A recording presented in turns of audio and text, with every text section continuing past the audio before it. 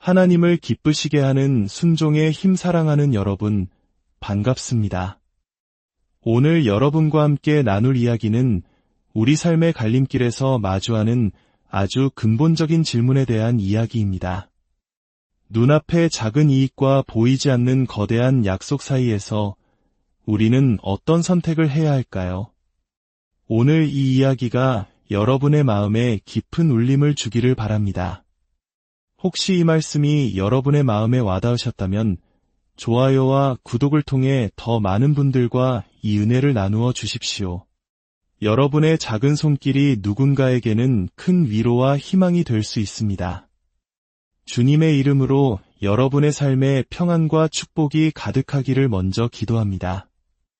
이야기는 지금으로부터 약 2800년 전 고대 이스라엘 땅에서 시작됩니다. 당시 이스라엘의 강력한 적국이었던 아람, 성경에서는 시리아로 불리는 나라의 나아만이라는 위대한 장군이 있었습니다. 그는 왕의 총애를 한몸에 받는 전쟁 영웅이었고 막강한 권력과 부를 가진 사람이었습니다. 하지만 그에게는 누구에게도 말 못할 치명적인 비밀이 있었습니다. 바로 그의 온몸이 썩어 들어가는 끔찍한 질병, 나병에 걸렸다는 사실입니다. 그 시대의 나병은 하늘의 저주로 여겨졌습니다. 사회로부터 격리되어 서서히 죽어가는 병이었죠. 세상 모든 것을 가졌지만 나아만은 절망의 구렁텅이에서 하루하루를 보내고 있었습니다. 그런데 바로 그때 가장 예상치 못한 곳에서 희망의 목소리가 들려왔습니다. 나아만의 집에 있던 어린 하녀의 입에서 나온 말이었습니다. 이 소녀는 본래 이스라엘 사람이었지만 나아만 군대가 이스라엘을 침공했을 때 포로로 잡혀와 그의 아내를 시중들고 있었습니다. 자신의 가족을 죽이고 집을 불태운 원수의 집에서 노예로 살고 있는 소녀였습니다. 아마 우리 한국인들이 겪었던 수많은 외세의 침략과 그로 인한 고통, 마음 깊이 맺힌 한이라는 감정을 떠올린다면 이 소녀의 처지가 얼마나 비참했을지 짐작할 수 있을 겁니다. 하지만 놀랍게도 소녀의 마음에는 증오 대신 긍휼이 자리 잡고 있었습니다. 그녀는 자신의 주인이 앓고 있는 고통을 안타까워하며 아내에게 말했습니다. 우리 주인님께서 이스라엘에 계신 선지자님을 만나시면 그 병을 고칠 수 있을 텐데요. 지푸라기라도 잡는 심정이었던 나아만은 곧장 왕의 허락을 받아 엄청난 양의 금과 은 그리고 예물을 싣고 이스라엘로 향했습니다. 그는 이스라엘의 왕을 찾아갔지만 왕은 그를 고칠 능력이 없었습니다. 바로 그때 하나님의 사람 엘리사 선지자가 사람을 보내 나아만을 자기에게로 오라고 합니다. 드디어 희망을 품고 엘리사의 집 앞에 도착한 나아만. 그는 당연히 위대한 선지자가 맨발로 뛰어나와 자신을 극진히 영접하고 상처 부위에 손을 얹고 간절히 기도하는 거창한 의식을 치를 것이라 상상했습니다. 자신의 지위와 권세, 즉 체면을 세워줄 것이라 기대했던 것이죠. 하지만 현실은 그의 기대와 정반대였습니다. 엘리사는 문 밖으로 나와보지도 않고 자신의 종을 통해 메시지만을 전달했습니다. 요단강에 가서 몸을 7번 씻으시오. 그러면 당신의 살이 깨끗하게 회복될 것이오. 이 말을 들은 나아만은 모욕감에 치를 떨며 분노했습니다. 아니, 이럴 수가 있나. 우리나라에는 요단강보다 훨씬 깨끗하고 웅장한 강들이 얼마든지 있는데 고작 흙탕물 같은 요단강에서 몸을 씻으라고? 나를 이토록 무시하다니. 그는 당장이라도 말머리를 돌려 자신의 나라로 돌아가려 했습니다. 자신의 지위와 체면이 무시당했다는 생각에 교만한 마음이 치유의 기회를 걷어차 버리려 한순간이었습니다.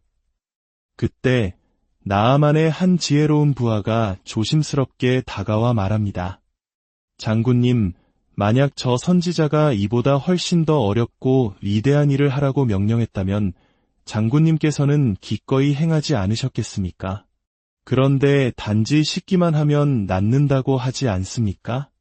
믿져야 본전인데 한번 해보시는 것이 어떻겠습니까? 그 말에 나아만은 잠시 생각에 잠겼습니다.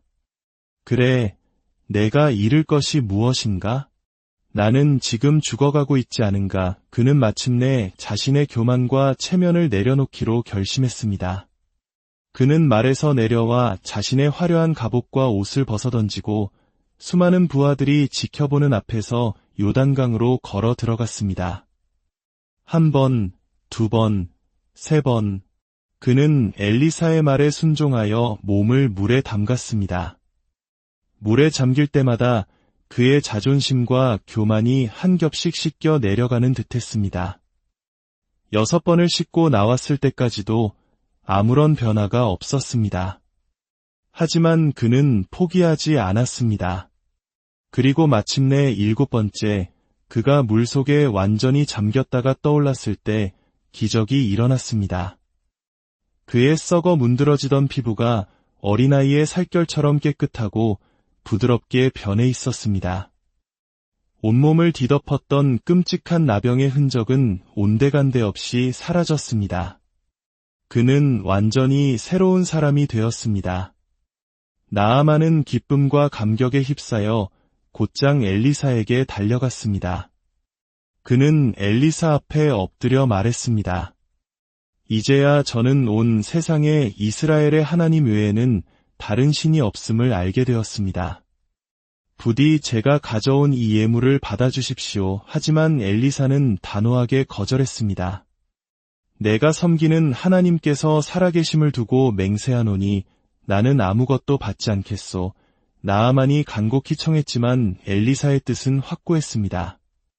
왜 그랬을까요? 하나님의 은혜와 치유는 돈으로 살 수 있는 것이 아니며 오직 믿음과 순종으로 거저받는 선물임을 분명히 보여주기 위함이었습니다.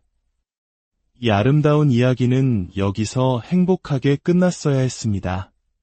하지만 안타깝게도 비극은 바로 이 지점에서 시작됩니다. 엘리사의 종 게하시가 그 모든 광경을 지켜보고 있었습니다. 그는 자신의 주인이 어마어마한 부를 눈앞에서 거절하는 것을 이해할 수 없었습니다. 그의 마음속에 탐욕이라는 독버섯이 자라나기 시작했습니다. 아니, 저 막대한 재물을 그냥 돌려보내다니. 저것만 있으면 나도 평생 편안하게 살 수 있을 텐데. 나아만 일행이 떠나자 게하시는 몰래 그들의 뒤를 쫓아갔습니다. 그리고는 숨을 헐떡이며 나아만에게 거짓말을 합니다. 주인님께서 저를 보내셨습니다. 마침 선지자의 제자 2명이 찾아왔는데 그들에게 줄은 1달란트와 옷 2벌만 주시면 감사하겠습니다. 나아만은 기쁜 마음으로 그가 요구한 것보다 더 많은 2달란트와 옷 2벌을 내어주었습니다. 게하시는 그 재물을 받아 몰래 자신의 집에 숨겨두고는 아무 일도 없었다는 듯이 엘리사에게 돌아왔습니다. 엘리사가 그에게 물었습니다. 게하시야, 어디에 다녀왔느냐? 게하시는 시치미를 떼며 대답했습니다. 아무데도 가지 않았습니다. 그러자 엘리사가 깊은 탄식과 함께 말했습니다. 그 사람이 너를 맞이할 때에 내 마음이 너와 함께 가지 아니하였느냐? 지금이 어찌 은과 옥과 재물을 받을 때이더냐? 내가 탐욕으로 하나님의 영광을 가렸으니 나아만에게 있던 나병이 이제 내게로 옮겨 붙을 것이다. 그 말이 떨어지기 무섭게 게하시의 온몸에 하얀 나병이 눈처럼 피어났습니다. 그가 그토록 움켜쥐려 했던 작은 재물은 그에게 영원한 저주가 되어버렸습니다. 그는 한순간의 탐욕 때문에 모든 것을 잃었습니다. 시간이 흘러 게하시는 나병 환자가 되어 비참한 삶을 살고 있었습니다. 그러던 어느 날 이스라엘 왕이 그를 불러 엘리사가 행했던 위대한 기적들에 대해 이야기해달라고 청했습니다. 게하시는 자신이 직접 목격했던 놀라운 일들을 왕에게 들려주고 있었습니다. 한 여인의 죽은 아들을 엘리사가 살려냈던 감격적인 순간을 이야기하고 있을 때였습니다.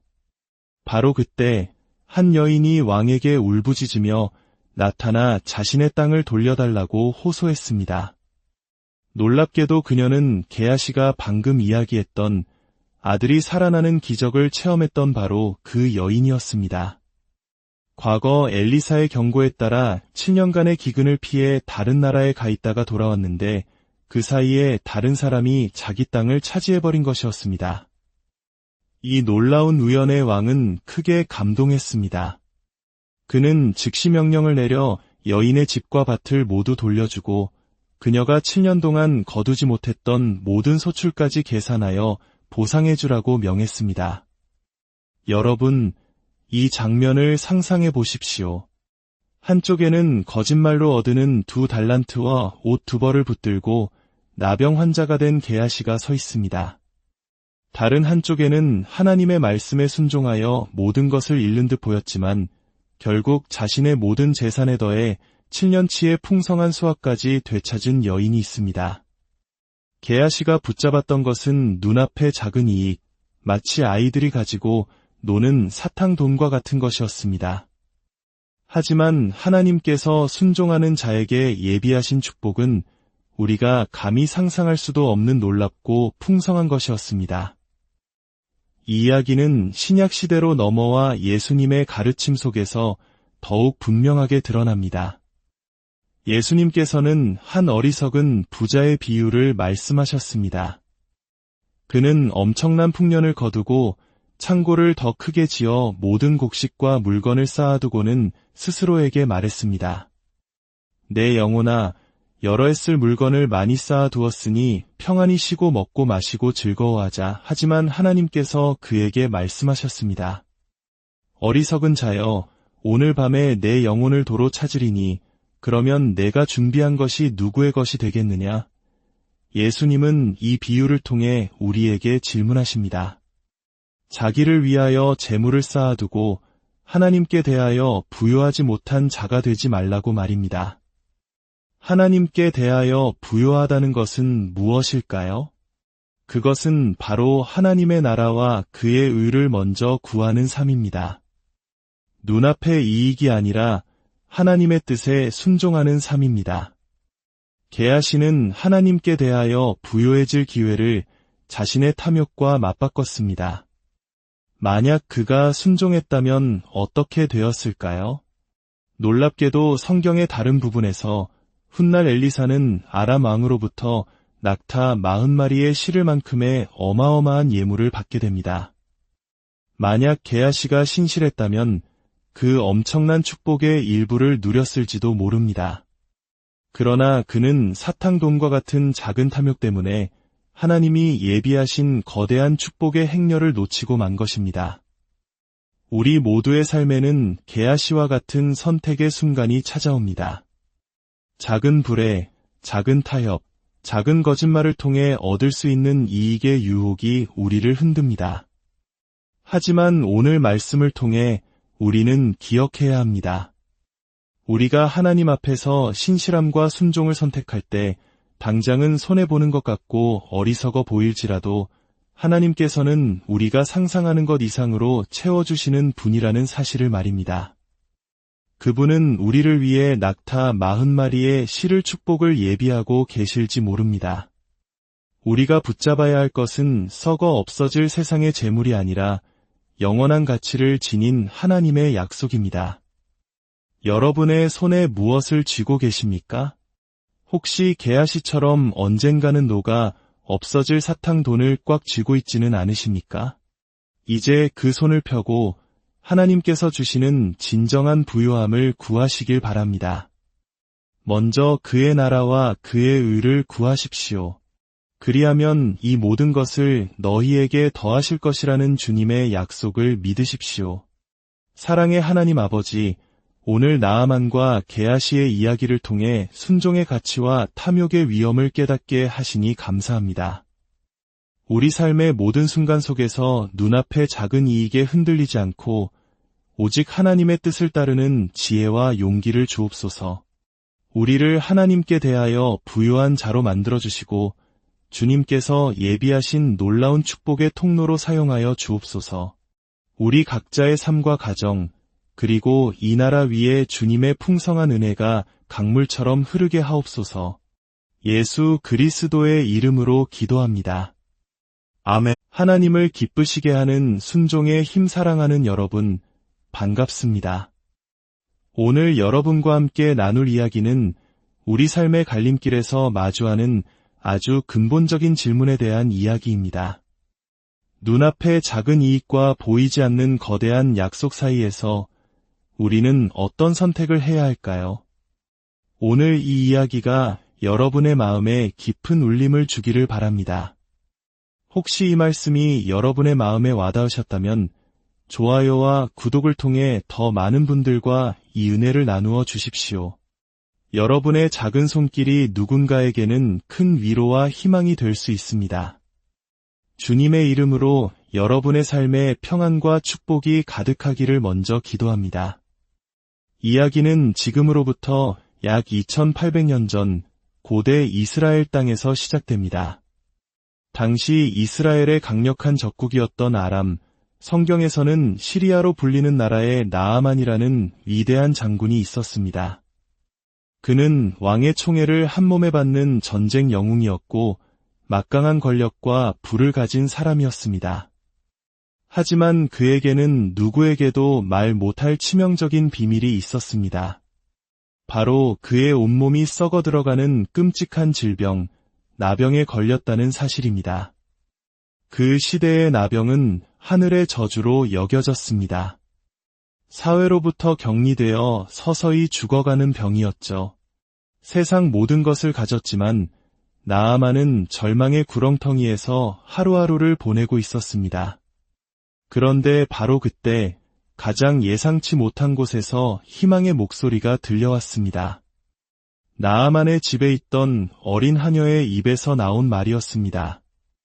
이 소녀는 본래 이스라엘 사람이었지만 나아만 군대가 이스라엘을 침공했을 때 포로로 잡혀와 그의 아내를 시중들고 있었습니다. 자신의 가족을 죽이고 집을 불태운 원수의 집에서 노예로 살고 있는 소녀였습니다. 아마 우리 한국인들이 겪었던 수많은 외세의 침략과 그로 인한 고통, 마음 깊이 맺힌 한이라는 감정을 떠올린다면 이 소녀의 처지가 얼마나 비참했을지 짐작할 수 있을 겁니다. 하지만 놀랍게도 소녀의 마음에는 증오 대신 긍휼이 자리 잡고 있었습니다. 그녀는 자신의 주인이 앓고 있는 고통을 안타까워하며 아내에게 말했습니다. 우리 주인님께서 이스라엘에 계신 선지자님을 만나시면 그 병을 고칠 수 있을 텐데요. 지푸라기라도 잡는 심정이었던 나아만은 곧장 왕의 허락을 받아 엄청난 양의 금과 은 그리고 예물을 싣고 이스라엘로 향했습니다. 그는 이스라엘의 왕을 찾아갔지만 왕은 그를 고칠 능력이 없었습니다. 바로 그때 하나님의 사람 엘리사 선지자가 사람을 보내 나아만을 자기에게로 오라고 합니다. 드디어 희망을 품고 엘리사의 집 앞에 도착한 나아만. 그는 당연히 위대한 선지자가 맨발로 뛰어나와 자신을 극진히 영접하고 상처 부위에 손을 얹고 간절히 기도하는 거창한 의식을 치를 것이라 상상했습니다. 자신의 지위와 권세, 즉 체면을 세워줄 것이라 기대했던 것이죠.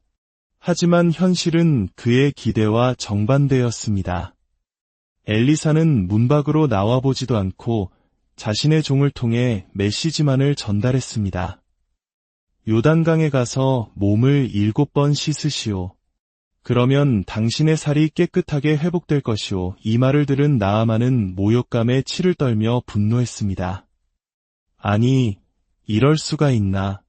우리나라에는 요단강보다 훨씬 깨끗하고 웅장한 강들이 얼마든지 있는데 고작 흙탕물 같은 요단강에서 몸을 씻으라고? 나를 이토록 무시하다니. 그는 당장이라도 말머리를 돌려 자신의 나라로 돌아가려 했습니다. 자신의 지위와 체면이 무시당했다는 생각에 교만한 마음이 치유의 기회를 걷어차 버리려 한순간이었습니다.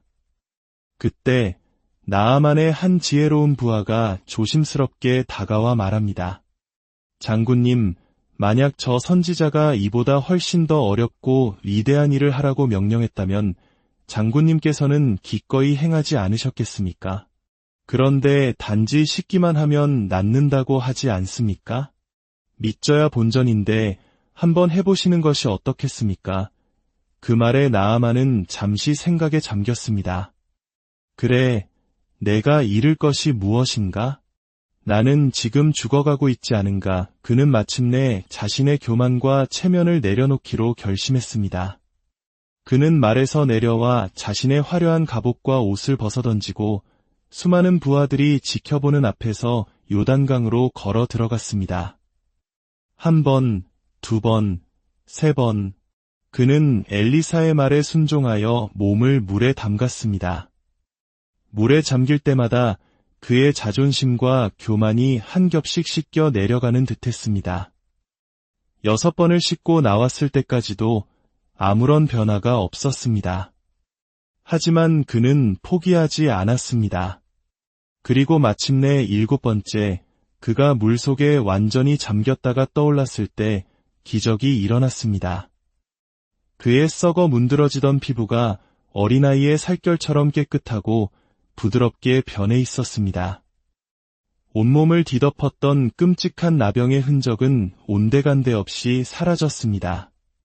그는 완전히 새로운 사람이 되었습니다. 나아만은 기쁨과 감격에 휩싸여 곧장 엘리사에게 달려갔습니다. 그는 엘리사 앞에 엎드려 말했습니다. 이제야 저는 온 세상에 이스라엘의 하나님 외에는 다른 신이 없음을 알게 되었습니다. 부디 제가 가져온 이 예물을 받아주십시오. 하지만 엘리사는 단호하게 거절했습니다. 내가 섬기는 하나님께서 살아계심을 두고 맹세하노니 나는 아무것도 받지 않겠소. 나아만이 간곡히 청했지만 엘리사의 뜻은 확고했습니다. 왜 그랬을까요? 하나님의 은혜와 치유는 돈으로 살 수 있는 것이 아니며 오직 믿음과 순종으로 거저받는 선물임을 분명히 보여주기 위함이었습니다. 이 아름다운 이야기는 여기서 행복하게 끝났어야 했습니다. 하지만 안타깝게도 비극은 바로 이 지점에서 시작됩니다. 엘리사의 종 게하시가 그 모든 광경을 지켜보고 있었습니다. 그는 자신의 주인이 어마어마한 불을 눈앞에서 거절하는 것을 이해할 수 없었습니다. 그의 마음속에 탐욕이라는 독버섯이 자라나기 시작했습니다. 아니, 저 막대한 재물을 그냥 돌려보내다니. 저것만 있으면 나도 평생 편안하게 살 수 있을 텐데. 나아만 일행이 떠나자 게하시는 몰래 그들의 뒤를 쫓아갔습니다. 그리고는 숨을 헐떡이며 나아만에게 거짓말을 합니다. 주인님께서 저를 보내셨습니다. 마침 선지자의 제자 2명이 찾아왔는데 그들에게 줄은 1달란트와 옷 2벌만 주시면 감사하겠습니다. 나아만은 기쁜 마음으로 그가 요구한 것보다 더 많은 2달란트와 옷 2벌을 내어주었습니다. 게하시는 그 재물을 받아 몰래 자신의 집에 숨겨두고는 아무 일도 없었다는 듯이 엘리사에게 돌아왔습니다. 엘리사가 그에게 물었습니다. 게하시야, 어디에 다녀왔느냐? 게하시는 시치미를 떼며 대답했습니다. 아무데도 가지 않았습니다. 그러자 엘리사가 깊은 탄식과 함께 말했습니다. 그 사람이 너를 맞이할 때에 내 마음이 너와 함께 가지 아니하였느냐? 지금이 어찌 은과 옥과 재물을 받을 때이더냐. 내가 탐욕으로 하나님의 영광을 가렸으니 나아만에게 있던 나병이 이제 내게로 옮겨 붙을 것이다. 그 말이 떨어지기 무섭게 게하시의 온몸에 하얀 나병이 눈처럼 피어났습니다. 그가 그토록 움켜쥐려 했던 작은 재물은 그에게 영원한 저주가 되어버렸습니다. 그는 한순간의 탐욕 때문에 모든 것을 잃었습니다. 시간이 흘러 게하시는 나병 환자가 되어 비참한 삶을 살고 있었습니다. 그러던 어느 날 이스라엘 왕이 그를 불러 엘리사가 행했던 위대한 기적들에 대해 이야기해달라고 청했습니다. 게하시는 자신이 직접 목격했던 놀라운 일들을 왕에게 들려주고 있었습니다. 한 여인의 죽은 아들을 엘리사가 살려냈던 감격적인 순간을 이야기하고 있을 때였습니다. 바로 그때 한 여인이 왕에게 울부짖으며 나타나 자신의 땅을 돌려달라고 호소했습니다. 놀랍게도 그녀는 게하시가 방금 이야기했던 아들이 살아나는 기적을 체험했던 바로 그 여인이었습니다. 과거 엘리사의 경고에 따라 7년간의 기근을 피해 다른 나라에 가 있다가 돌아왔는데 그 사이에 다른 사람이 자기 땅을 차지해버린 것이었습니다. 이 놀라운 우연의 왕은 크게 감동했습니다. 그는 즉시 명령을 내려 여인의 집과 밭을 모두 돌려주고 그녀가 7년 동안 거두지 못했던 모든 소출까지 계산하여 보상해주라고 명했습니다. 여러분, 이 장면을 상상해 보십시오. 한쪽에는 거짓말로 얻은 2달란트와 옷 2벌을 붙들고 나병 환자가 된 게하시가 서 있습니다. 다른 한쪽에는 하나님의 말씀에 순종하여 모든 것을 잃는 듯 보였지만 결국 자신의 모든 재산에 더해 7년치의 풍성한 수확까지 되찾은 여인이 있습니다. 게하시가 붙잡았던 것은 눈앞의 작은 이익, 마치 아이들이 가지고 노는 사탕돈과 같은 것이었습니다. 하지만 하나님께서 순종하는 자에게 예비하신 축복은 우리가 감히 상상할 수도 없는 놀랍고 풍성한 것이었습니다. 이 이야기는 신약 시대로 넘어와 예수님의 가르침 속에서 더욱 분명하게 드러납니다. 예수님께서는 한 어리석은 부자의 비유를 말씀하셨습니다. 그는 엄청난 풍년을 거두고 창고를 더 크게 지어 모든 곡식과 물건을 쌓아두고는 스스로에게 말했습니다. 내 영혼아, 여러 해 쓸 물건을 많이 쌓아두었으니 평안히 쉬고 먹고 마시고 즐거워하자. 하지만 하나님께서 그에게 말씀하셨습니다. 어리석은 자여, 오늘 밤에 내 영혼을 도로 찾으리니 그러면 내가 준비한 것이 누구의 것이 되겠느냐? 예수님은 이 비유를 통해 우리에게 질문하십니다. 자기를 위하여 재물을 쌓아두고 하나님께 대하여 부요하지 못한 자가 되지 말라고 말입니다. 하나님께 대하여 부요하다는 것은 무엇일까요? 그것은 바로 하나님의 나라와 그의 의를 먼저 구하는 삶입니다. 눈앞의 이익이 아니라 하나님의 뜻에 순종하는 삶입니다. 게하시는 하나님께 대하여 부요해질 기회를 자신의 탐욕과 맞바꿨습니다. 만약 그가 순종했다면 어떻게 되었을까요? 놀랍게도 성경의 다른 부분에서 훗날 엘리사는 아람 왕으로부터 낙타 40마리의 실을 만큼의 어마어마한 예물을 받게 됩니다. 만약 게하시가 신실했다면 그 엄청난 축복의 일부를 누렸을지도 모릅니다. 그러나 그는 사탕돈과 같은 작은 탐욕 때문에 하나님이 예비하신 거대한 축복의 행렬을 놓치고 만 것입니다. 우리 모두의 삶에는 게하시와 같은 선택의 순간이 찾아옵니다. 작은 불에, 작은 타협, 작은 거짓말을 통해 얻을 수 있는 이익의 유혹이 우리를 흔듭니다. 하지만 오늘 말씀을 통해 우리는 기억해야 합니다. 우리가 하나님 앞에서 신실함과 순종을 선택할 때 당장은 손해보는 것 같고 어리석어 보일지라도 하나님께서는 우리가 상상하는 것 이상으로 채워주시는 분이라는 사실을 말입니다. 그분은 우리를 위해 낙타 40마리의 실을 축복을 예비하고 계실지 모릅니다. 우리가 붙잡아야 할 것은 썩어 없어질 세상의 재물이 아니라 영원한 가치를 지닌 하나님의 약속입니다. 여러분의 손에 무엇을 쥐고 계십니까? 혹시 게하시처럼 언젠가는 녹아 없어질 사탕돈을 꽉 쥐고 있지는 않으십니까? 이제 그 손을 펴고 하나님께서 주시는 진정한 부요함을 구하시길 바랍니다. 먼저 그의 나라와 그의 의를 구하십시오. 그리하면 이 모든 것을 너희에게 더하실 것이라는 주님의 약속을 믿으십시오. 사랑의 하나님 아버지, 오늘 나아만과 게하시의 이야기를 통해 순종의 가치와 탐욕의 위험을 깨닫게 하시니 감사합니다. 우리 삶의 모든 순간 속에서 눈앞의 작은 이익에 흔들리지 않고 오직 하나님의 뜻을 따르는 지혜와 용기를 주옵소서. 우리를 하나님께 대하여 부요한 자로 만들어주시고 주님께서 예비하신 놀라운 축복의 통로로 사용하여 주옵소서. 우리 각자의 삶과 가정, 그리고 이 나라 위에 주님의 풍성한 은혜가 강물처럼 흐르게 하옵소서. 예수 그리스도의 이름으로 기도합니다. 아멘. 하나님을 기쁘시게 하는 순종의 힘 사랑하는 여러분, 반갑습니다. 오늘 여러분과 함께 나눌 이야기는 우리 삶의 갈림길에서 마주하는 아주 근본적인 질문에 대한 이야기입니다. 눈앞의 작은 이익과 보이지 않는 거대한 약속 사이에서 우리는 어떤 선택을 해야 할까요? 오늘 이 이야기가 여러분의 마음에 깊은 울림을 주기를 바랍니다. 혹시 이 말씀이 여러분의 마음에 와닿으셨다면 좋아요와 구독을 통해 더 많은 분들과 이 은혜를 나누어 주십시오. 여러분의 작은 손길이 누군가에게는 큰 위로와 희망이 될 수 있습니다. 주님의 이름으로 여러분의 삶에 평안과 축복이 가득하기를 먼저 기도합니다. 이야기는 지금으로부터 약 2800년 전 고대 이스라엘 땅에서 시작됩니다.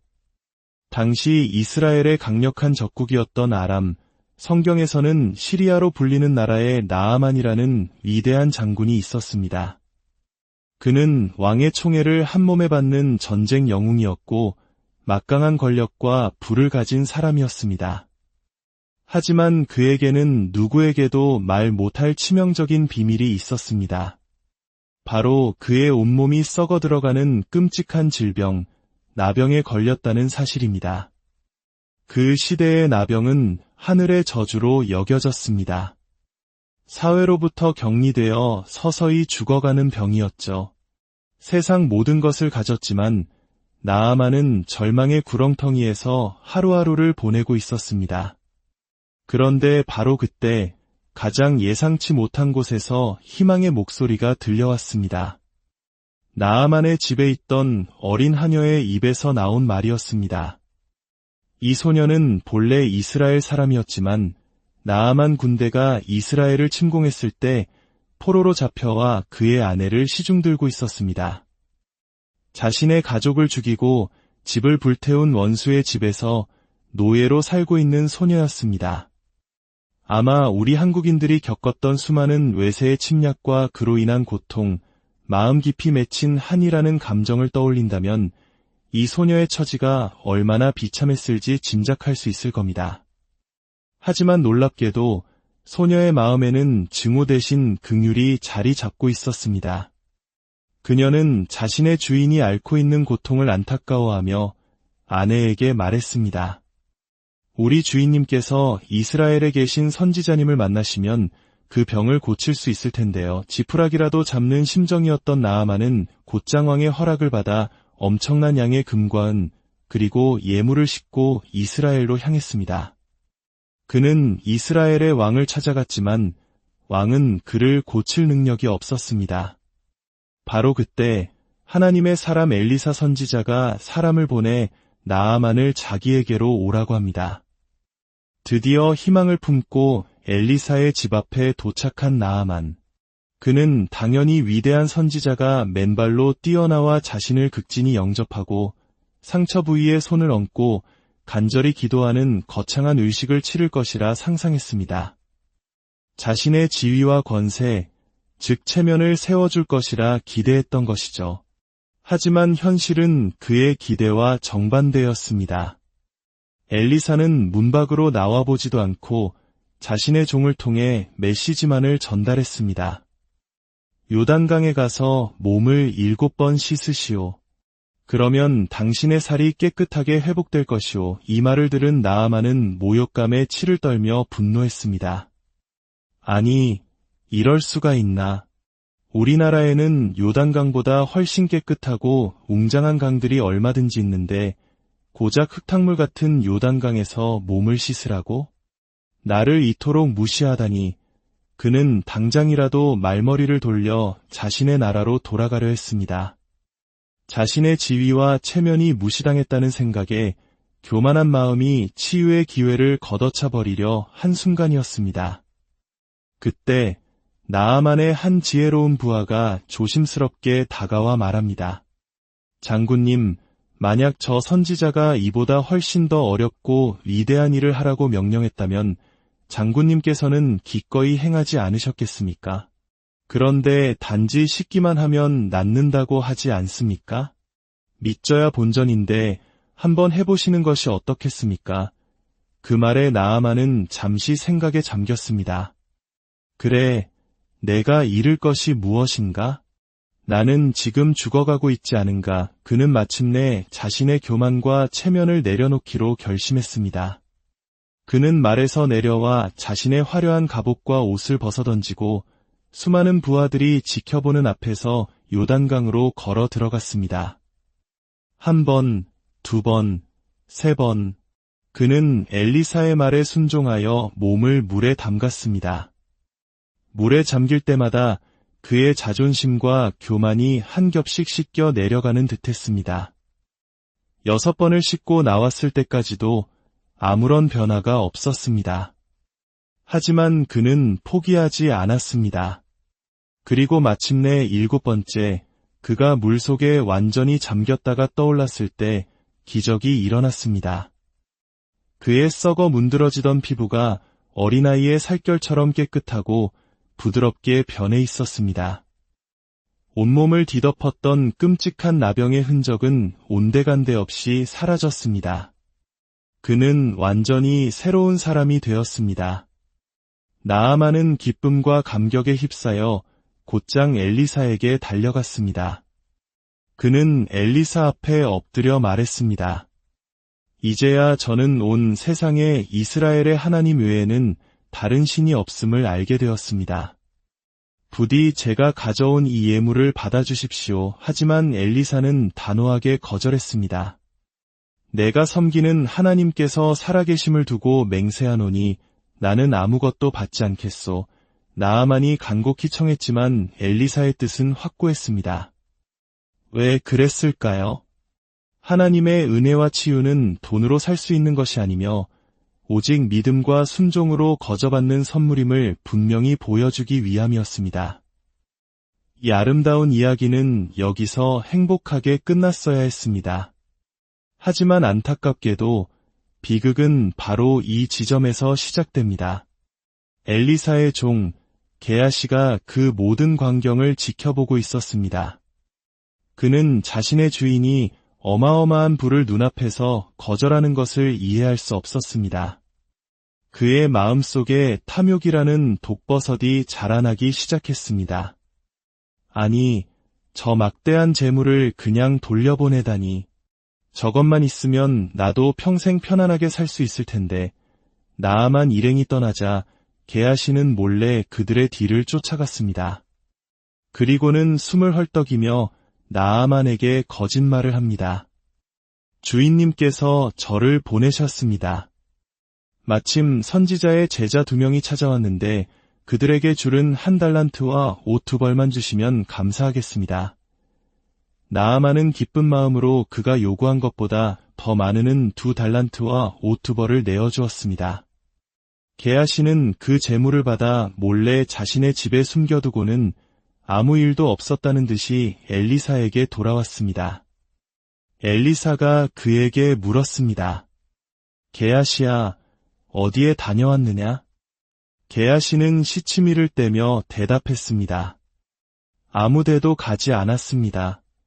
그러자 엘리사가 깊은 탄식과 함께 말했습니다. 그 사람이 너를 맞이할 때에 내 마음이 너와 함께 가지 아니하였느냐? 지금이 어찌 은과 옥과 재물을 받을 때이더냐.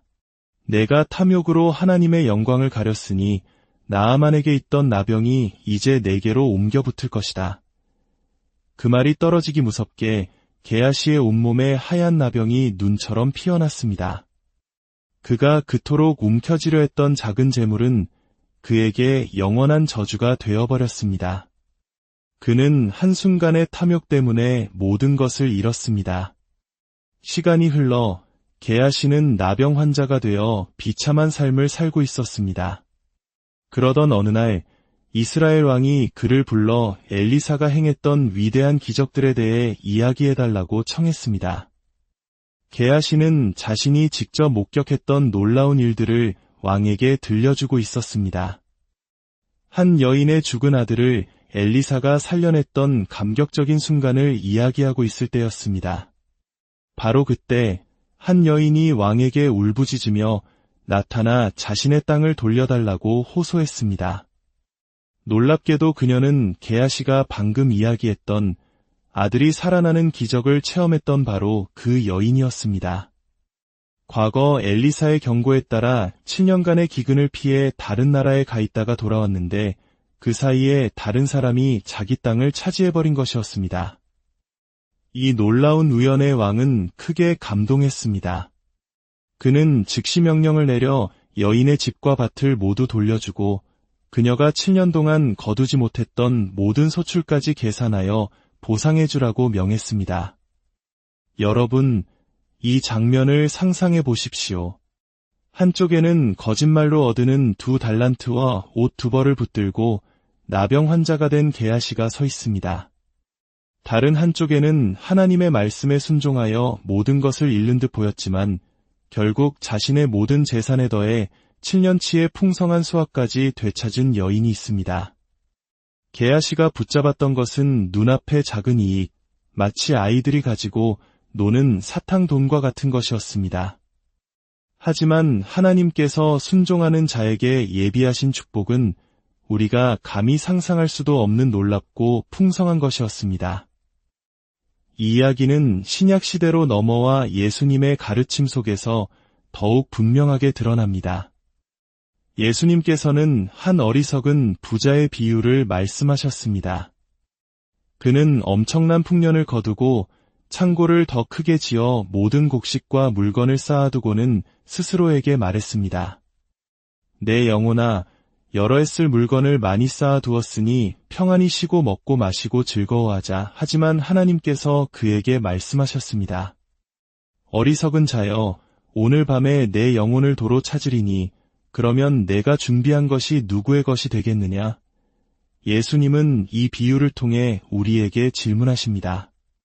자기를 위하여 재물을 쌓아두고 하나님께 대하여 부요하지 못한 자가 되지 말라고 말입니다. 하나님께 대하여 부요하다는 것은 무엇일까요? 그것은 바로 하나님의 나라와 그의 의를 먼저 구하는 삶입니다. 눈앞의 이익이 아니라 하나님의 뜻에 순종하는 삶입니다. 게하시는 하나님께 대하여 부요해질 기회를 자신의 탐욕과 맞바꿨습니다. 만약 그가 순종했다면 어떻게 되었을까요? 놀랍게도 성경의 다른 부분에서 훗날 엘리사는 아람 왕으로부터 낙타 40마리의 실을 만큼의 어마어마한 예물을 받게 됩니다. 만약 게하시가 신실했다면 그 엄청난 축복의 일부를 누렸을지도 모릅니다. 그러나 그는 사탕돈과 같은 작은 탐욕 때문에 하나님이 예비하신 거대한 축복의 행렬을 놓치고 만 것입니다. 우리 모두의 삶에는 게하시와 같은 선택의 순간이 찾아옵니다. 작은 불에, 작은 타협, 작은 거짓말을 통해 얻을 수 있는 이익의 유혹이 우리를 흔듭니다. 하지만 오늘 말씀을 통해 우리는 기억해야 합니다. 우리가 하나님 앞에서 신실함과 순종을 선택할 때 당장은 손해보는 것 같고 어리석어 보일지라도 하나님께서는 우리가 상상하는 것 이상으로 채워주시는 분이라는 사실을 말입니다. 그분은 우리를 위해 낙타 40마리의 실을 축복을 예비하고 계실지 모릅니다. 우리가 붙잡아야 할 것은 썩어 없어질 세상의 재물이 아니라 영원한 가치를 지닌 하나님의 약속입니다. 여러분의 손에 무엇을 쥐고 계십니까? 혹시 게하시처럼 언젠가는 녹아 없어질 사탕돈을 꽉 쥐고 있지는 않으십니까? 이제 그 손을 펴고 하나님께서 주시는 진정한 부요함을 구하시길 바랍니다. 먼저 그의 나라와 그의 의를 구하십시오. 그리하면 이 모든 것을 너희에게 더하실 것이라는 주님의 약속을 믿으십시오. 사랑의 하나님 아버지, 오늘 나아만과 게하시의 이야기를 통해 순종의 가치와 탐욕의 위험을 깨닫게 하시니 감사합니다.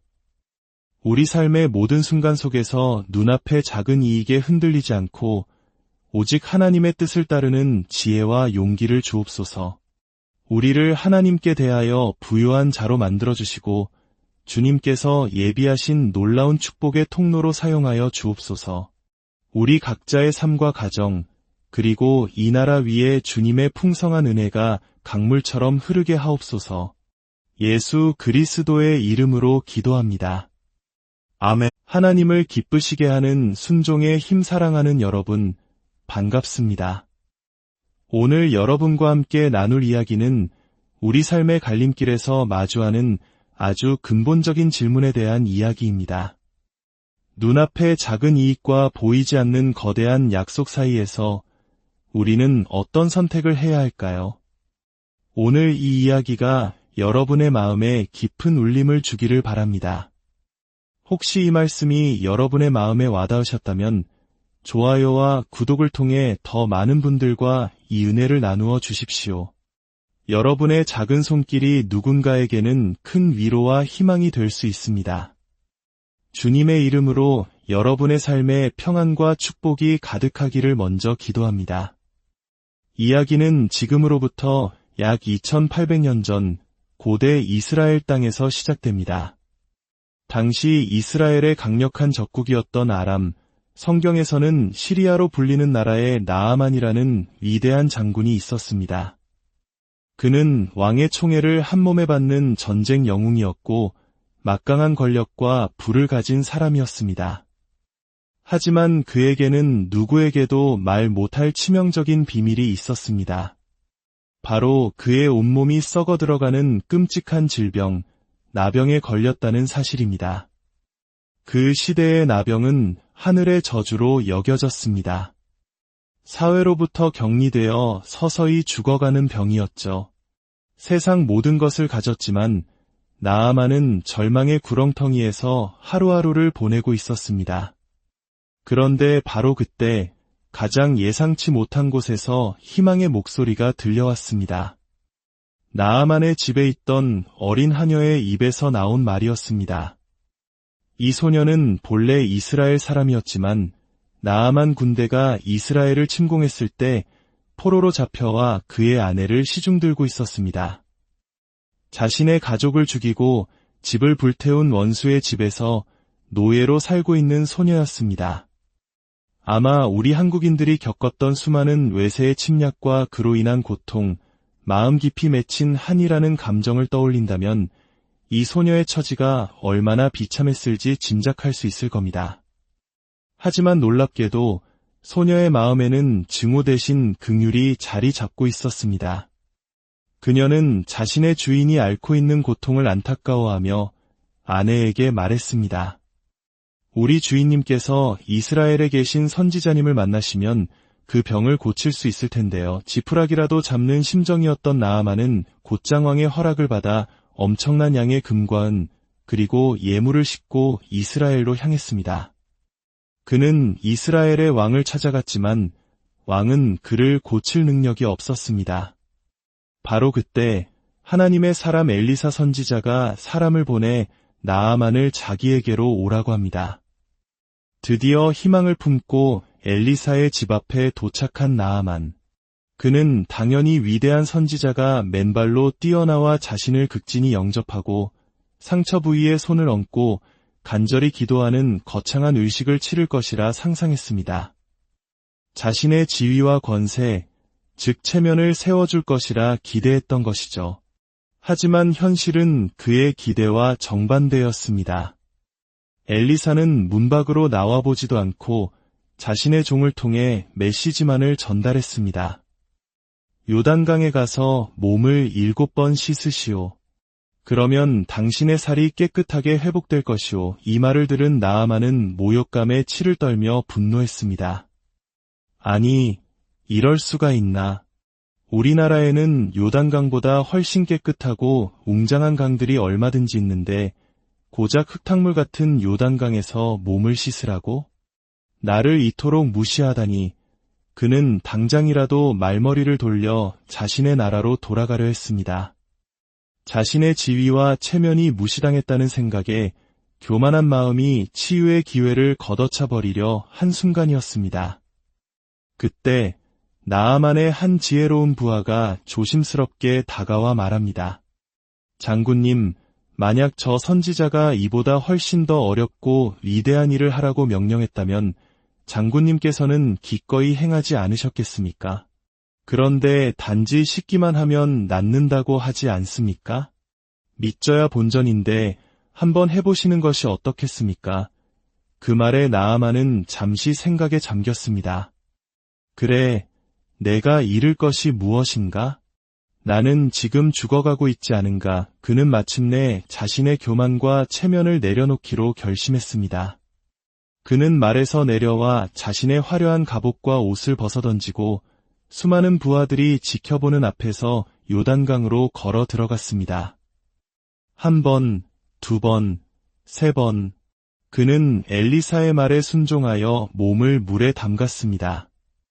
물에 잠길 때마다 그의 자존심과 교만이 한 겹씩 씻겨 내려가는 듯했습니다. 6번을 씻고 나왔을 때까지도 아무런 변화가 없었습니다. 하지만 그는 포기하지 않았습니다. 그리고 마침내 7번째, 그가 물속에 완전히 잠겼다가 떠올랐을 때 기적이 일어났습니다. 그의 썩어 문드러지던 피부가 어린아이의 살결처럼 깨끗하고 부드럽게 변해 있었습니다. 온몸을 뒤덮었던 끔찍한 나병의 흔적은 온데간데 없이 사라졌습니다. 그는 완전히 새로운 사람이 되었습니다. 나아만은 기쁨과 감격에 휩싸여 곧장 엘리사에게 달려갔습니다. 그는 엘리사 앞에 엎드려 말했습니다. 이제야 저는 온 세상에 이스라엘의 하나님 외에는 다른 신이 없음을 알게 되었습니다. 부디 제가 가져온 이 예물을 받아주십시오. 하지만 엘리사는 단호하게 거절했습니다. 내가 섬기는 하나님께서 살아계심을 두고 맹세하노니 나는 아무것도 받지 않겠소. 나아만이 간곡히 청했지만 엘리사의 뜻은 확고했습니다. 왜 그랬을까요? 하나님의 은혜와 치유는 돈으로 살 수 있는 것이 아니며 오직 믿음과 순종으로 거저받는 선물임을 분명히 보여주기 위함이었습니다. 이 아름다운 이야기는 여기서 행복하게 끝났어야 했습니다. 하지만 안타깝게도 비극은 바로 이 지점에서 시작됩니다. 엘리사의 종 게하시가 그 모든 광경을 지켜보고 있었습니다. 그는 자신의 주인이 어마어마한 부를 눈앞에서 거절하는 것을 이해할 수 없었습니다. 그의 마음속에 탐욕이라는 독버섯이 자라나기 시작했습니다. 아니, 저 막대한 재물을 그냥 돌려보내다니. 저것만 있으면 나도 평생 편안하게 살 수 있을 텐데. 나아만 일행이 떠나자 게하시는 몰래 그들의 뒤를 쫓아갔습니다. 그리고는 숨을 헐떡이며 나아만에게 거짓말을 합니다. 주인님께서 저를 보내셨습니다. 마침 선지자의 제자 2명이 찾아왔는데 그들에게 줄은 1달란트와 옷 2벌만 주시면 감사하겠습니다. 나아만은 기쁜 마음으로 그가 요구한 것보다 더 많은 2달란트와 옷 2벌을 내어주었습니다. 게하시는 그 재물을 받아 몰래 자신의 집에 숨겨두고는 아무 일도 없었다는 듯이 엘리사에게 돌아왔습니다. 엘리사가 그에게 물었습니다. 게하시야, 어디에 다녀왔느냐? 게하시는 시치미를 떼며 대답했습니다. 아무데도 가지 않았습니다. 그러자 엘리사가 깊은 탄식과 함께 말했습니다. 그 사람이 너를 맞이할 때에 내 마음이 너와 함께 가지 아니하였느냐? 지금이 어찌 은과 옥과 재물을 받을 때이더냐? 내가 탐욕으로 하나님의 영광을 가렸으니 나아만에게 있던 나병이 이제 내게로 옮겨 붙을 것이다. 그 말이 떨어지기 무섭게 게하시의 온몸에 하얀 나병이 눈처럼 피어났습니다. 그가 그토록 움켜쥐려 했던 작은 재물은 그에게 영원한 저주가 되어버렸습니다. 그는 한순간의 탐욕 때문에 모든 것을 잃었습니다. 시간이 흘러 게하시는 나병 환자가 되어 비참한 삶을 살고 있었습니다. 그러던 어느 날 이스라엘 왕이 그를 불러 엘리사가 행했던 위대한 기적들에 대해 이야기해달라고 청했습니다. 게하시는 자신이 직접 목격했던 놀라운 일들을 왕에게 들려주고 있었습니다. 한 여인의 죽은 아들을 엘리사가 살려냈던 감격적인 순간을 이야기하고 있을 때였습니다. 바로 그때 한 여인이 왕에게 울부짖으며 나타나 자신의 땅을 돌려달라고 호소했습니다. 놀랍게도 그녀는 게하시가 방금 이야기했던 아들이 살아나는 기적을 체험했던 바로 그 여인이었습니다. 과거 엘리사의 경고에 따라 7년간의 기근을 피해 다른 나라에 가 있다가 돌아왔는데 그 사이에 다른 사람이 자기 땅을 차지해버린 것이었습니다. 이 놀라운 우연에 왕은 크게 감동했습니다. 그는 즉시 명령을 내려 여인의 집과 밭을 모두 돌려주고 그녀가 7년 동안 거두지 못했던 모든 소출까지 계산하여 보상해주라고 명했습니다. 여러분, 이 장면을 상상해 보십시오. 한쪽에는 거짓말로 얻은 2달란트와 옷 2벌을 붙들고 나병 환자가 된 게하시가 서 있습니다. 다른 한쪽에는 하나님의 말씀에 순종하여 모든 것을 잃는 듯 보였지만 결국 자신의 모든 재산에 더해 7년치의 풍성한 수확까지 되찾은 여인이 있습니다. 게하시가 붙잡았던 것은 눈앞의 작은 이익, 마치 아이들이 가지고 노는 사탕돈과 같은 것이었습니다. 하지만 하나님께서 순종하는 자에게 예비하신 축복은 우리가 감히 상상할 수도 없는 놀랍고 풍성한 것이었습니다. 이 이야기는 신약 시대로 넘어와 예수님의 가르침 속에서 더욱 분명하게 드러납니다. 예수님께서는 한 어리석은 부자의 비유를 말씀하셨습니다. 그는 엄청난 풍년을 거두고 창고를 더 크게 지어 모든 곡식과 물건을 쌓아두고는 스스로에게 말했습니다. 내 영혼아, 여러 해 쓸 물건을 많이 쌓아두었으니 평안히 쉬고 먹고 마시고 즐거워하자. 하지만 하나님께서 그에게 말씀하셨습니다. 어리석은 자여, 오늘 밤에 내 영혼을 도로 찾으리니 그러면 내가 준비한 것이 누구의 것이 되겠느냐? 예수님은 이 비유를 통해 우리에게 질문하십니다. 자기를 위하여 재물을 쌓아두고 하나님께 대하여 부요하지 못한 자가 되지 말라고 말입니다. 하나님께 대하여 부요하다는 것은 무엇일까요? 그것은 바로 하나님의 나라와 그의 의를 먼저 구하는 삶입니다. 눈앞의 이익이 아니라 하나님의 뜻에 순종하는 삶입니다. 게하시는 하나님께 대하여 부요해질 기회를 자신의 탐욕과 맞바꿨습니다. 만약 그가 순종했다면 어떻게 되었을까요? 놀랍게도 성경의 다른 부분에서 훗날 엘리사는 아람 왕으로부터 낙타 40마리의 실을 만큼의 어마어마한 예물을 받게 됩니다. 만약 게하시가 신실했다면 그 엄청난 축복의 일부를 누렸을지도 모릅니다. 그러나 그는 사탕돈과 같은 작은 탐욕 때문에 하나님이 예비하신 거대한 축복의 행렬을 놓치고 만 것입니다. 우리 모두의 삶에는 게하시와 같은 선택의 순간이 찾아옵니다. 작은 불에, 작은 타협, 작은 거짓말을 통해 얻을 수 있는 이익의 유혹이 우리를 흔듭니다. 하지만 오늘 말씀을 통해 우리는 기억해야 합니다. 우리가 하나님 앞에서 신실함과 순종을 선택할 때 당장은 손해보는 것 같고 어리석어 보일지라도 하나님께서는 우리가 상상하는 것 이상으로 채워주시는 분이라는 사실을 말입니다. 그분은 우리를 위해 낙타 40마리의 실을 축복을 예비하고 계실지 모릅니다. 우리가 붙잡아야 할 것은 썩어 없어질 세상의 재물이 아니라 영원한 가치를 지닌 하나님의 약속입니다. 여러분의 손에 무엇을 쥐고 계십니까? 혹시 게하시처럼 언젠가는 녹아 없어질 사탕돈을 꽉 쥐고 있지는 않으십니까? 이제 그 손을 펴고 하나님께서 주시는 진정한 부요함을 구하시길 바랍니다. 먼저 그의 나라와 그의 의를 구하십시오. 그리하면 이 모든 것을 너희에게 더하실 것이라는 주님의 약속을 믿으십시오.